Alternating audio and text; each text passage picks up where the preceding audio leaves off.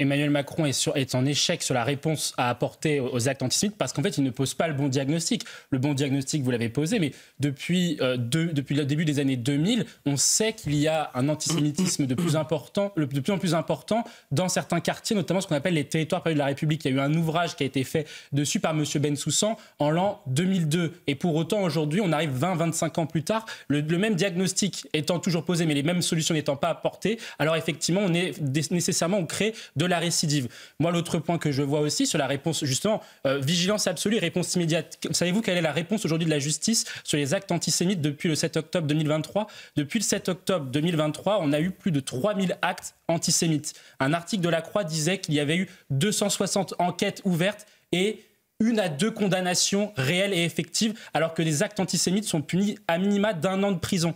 Comment vous voulez aujourd'hui qu'avec une justice aussi défaillante sur ce sujet-là et un président de la République qui ne soutient pas d'un point de vue diplomatique la communauté juive, alors que vous avez une augmentation folle de l'antisémitisme dans tous les pays occidentaux et également en France, comment voulez-il qu'on puisse être sur une bonne réponse ? Moi, je vais résumer en une heure.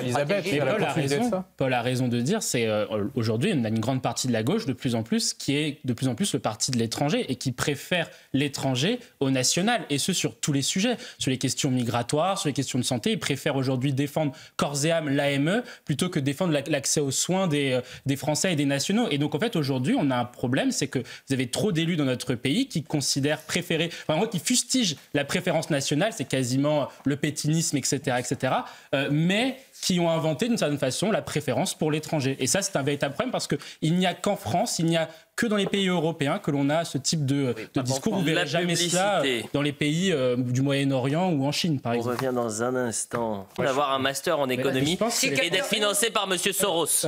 Les Français vous répondront, on veut plus non, justement, on veut plus de M. Arnaud plutôt que de Zuckman ou de Madame Castet ou de Jean-Luc Mélenchon, des gens qui deviennent riches grâce à l'argent public. Parce que, par exemple, Jean-Luc Mélenchon est devenu millionnaire grâce à l'argent public, grâce à ses nombreux mandats qu'il a accumulés durant sa carrière politique. Mais le problème aujourd'hui de M. Zuckman, M. Zuckman n'a que quelques années d'économie, mais le vrai problème, c'est que son camp politique, les socialistes, ont massacré l'économie française depuis les années 1980, et notamment depuis François Mitterrand. Je vais rappeler juste un chiffre pour illustrer. On a perdu 2 millions d'emplois industriels depuis François Mitterrand, parce que la logique socialiste a été de renchérir le coût du travail, notamment avec les 35 heures, avec l'augmentation des charges sociales, etc. Parce qu'on a fait aussi une fiscalité punitive, ce qui était sur la production, etc. Et parce qu'on a augmenté les normes de manière déraisonnable. Le problème, c'est que M. Zuckman arrive ensuite après et nous dit qu'il faut augmenter encore les impôts sur les entreprises comme M. Arnaud, qui emploie, comme vous l'avez dit, 200 000 personnes de manière indirecte. Les entreprises, c'est une taxe de 2% sur le patrimoine net. Mais qui comprend les entreprises, en fait. C'est ça qui obligera certains patrons à vendre une partie de leurs actions depuis 80. Mathieu, juste pour dire, depuis 81, il y a eu certes la gauche, mais il n'y a pas eu que la gauche au pouvoir. Bien sûr. Donc ceux qui ont fracassé l'économie, c'est pas seulement la gauche. Bravo. Bien sûr. Voilà, c'est important de le rappeler. La droite n'est jamais revenue sur les logiques. Par contre, vous rêvez la nuit. Il y a un programme qui fait consensus du fait. Ils sont. Non, mais l'Arcom peut la suspendre. Peut-être pour compléter ce que vous venez de dire. l'Arcom qui la nomme. L'Arcom voulait imposer le pluralisme. Je suis dans France Télévisions et vous avez raison de le faire. Moi, je suis tout à fait d'accord avec vous. Mais le problème, c'est qu'aujourd'hui, c'est l'Arcom qui est censé imposer le pluralisme, puisque ça passe par une agence. Et le problème, c'est que cette agence-là, aujourd'hui, coûte cher aux Français, 47 millions d'euros par an, et n'impose. C'est les téléspectateurs qui vont le faire. Ça coûte plus cher. Attendez, l'Arcom coûte moins cher que le service public.